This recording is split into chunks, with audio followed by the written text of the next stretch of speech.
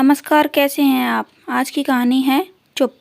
एक राजा के घर एक राजकुमार ने जन्म लिया। राजकुमार स्वभाव से ही कम बोलते थे। राजकुमार जब युवा हुआ तब भी अपनी उसी आदत के साथ मौन ही रहता था। राजा अपने राजकुमार की चुप्पी से परेशान रहते थे कि आखिर ये बोलता क्यों नहीं है।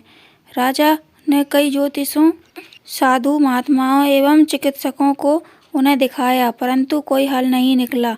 संतों ने कहा कि ऐसा लगता है कि पिछले जन्म में ये राजकुमार कोई साधु थे, जिस वजह से इनके संस्कार इस जन्म में भी साधुओं के मौन व्रत जैसे हैं। राजा ऐसी बातों से संतुष्ट नहीं हुए। एक दिन राजकुमार को राजा के मंत्री बगीचे में टहला रहे थे। उसी समय एक कौवा पेड़ की डाल पर बैठकर काँव काँव करने लगा। मंत्री ने सोचा कि कौवे की आवाज़ से राजकुमार परेशान होंगे, इसीलिए मंत्री ने कौवे को गोली मार दी। गोली लगते ही कौवा जमीन पर गिर गया।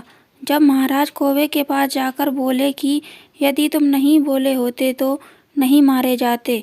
इतना सुनकर मंत्री बड़ा खुश हुआ कि राजकुमार आज बोले हैं और तत्काल ही राजा के पास ये खबर पहुंचा दी। राजा भी बहुत खुश हुआ और मंत्री को खूब ढेर सारा उपहार दिया। कई दिन बीत जाने के बाद भी राजकुमार चुप ही रहते थे। राजा को मंत्री की बात पर संदेह हो गया और गुस्सा कर राजा ने मंत्री को फांसी पर लटकाने का हुक्म दिया। इतना सुनकर मंत्री दौड़ते हुए राजकुमार के पास आया और कहा कि उस दिन तो आप बोले थे, परंतु अब नहीं बोलते हैं। मैं तो कुछ देर में राजा के हुक्म से फांसी पर लटका दिया जाऊंगा।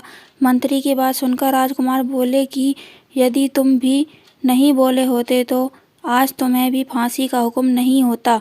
बोलना ही बंधन है।